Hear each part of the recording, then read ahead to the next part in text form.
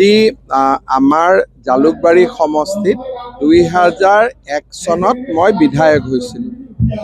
প্ৰথম বিধায়ক হোৱাৰ পিছত মেট্ৰিক আৰু হায়াৰ ছেকেণ্ডেৰী ৰিজাল্ট 2002 চনত দিছিলে।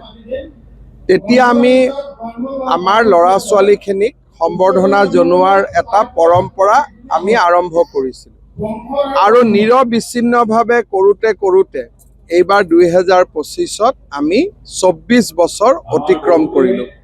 মই ভাবোঁ যে ইমান দীঘলীয়া দিনৰ পৰম্পৰা এটা সাধাৰণতে ৰাজনীতিক মঞ্চত এইটো সম্ভৱ নহয়, কিন্তু যোৱা 24টা বছৰত ৰাইজৰ আশীৰ্বাদত এনেকৈ আমি কৰি গৈ থাকিলোঁ।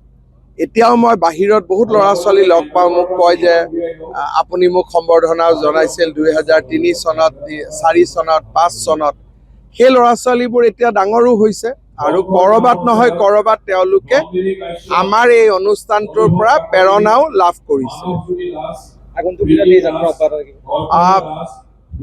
মই য'ত MLA থাকিম তাততো কৰিমেই, কিন্তু বেজাৰা আৰু শুৱালকুছি যিহেতু এতিয়া দুটা সমষ্টি হ'ব, তথাপিতো মই যিমান দিনলৈকে থাকোঁ আমি পুৰণা জালুকবাৰী বুলিয়ে অনুষ্ঠানটো কৰিম।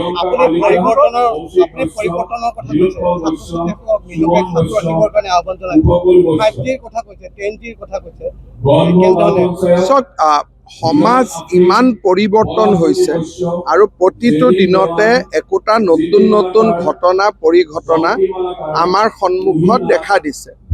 এসময়ত আমি তেলেদি গাড়ী চলাইছিলোঁ, এতিয়া পানী, অক্সিজেন আৰু হাইড্ৰজেন পৃথক কৰি অকল হাইড্ৰজেনেদি এতিয়া আমি গাড়ী চলাবৰ পৰা অৱস্থালৈকে আহিছোঁ। বিজ্ঞান আৰু প্ৰযুক্তিয়ে আমাক এখন নতুন পৃথিৱীলৈ লৈ গৈ আছে, যিখন আমাৰ অচিনাকি। প্ৰতিটো দিনাখনেই কিবা এটা নতুন পৰিঘটনা।